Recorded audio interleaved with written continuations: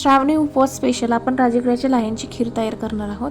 यासाठी मी लाह्या घेतलेल्या आहेत मिक्सरच्या भांड्यामध्ये, त्या मध्यम अशा बारीक करून घेतलेल्या आहेत। बारीक करून घेतल्यानंतर आपण एका कढईमध्ये तूप घ्यायचं आहे आणि तुपामध्ये लाह्याचं पीठ भाजून घ्यायचं आहे।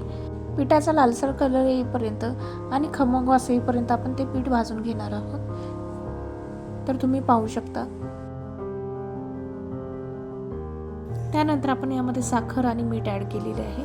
साखर आणि मीठ ॲड केल्यानंतर यामध्ये तुमच्या आवडीनुसार तुम्ही ड्रायफ्रूट्स ॲड करू शकता।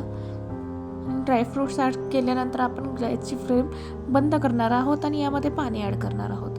पाणी ॲड केल्यानंतर एक उकळी येऊन द्यायची आहे। उकळी येऊन दिल्यानंतर आपण यामध्ये दूध ॲड करणार आहोत। दूध ॲड केल्यानंतर एक दोन उकळी येऊन द्यायची आहे किंवा 5 मिनिटासाठी उकळी येऊन द्यायची आहे। तर अशा प्रकारे आपली राजगिऱ्याची खीर तयार होत आहे। तर रेसिपी कशी वाटली सांगायला विसरू नका। धन्यवाद।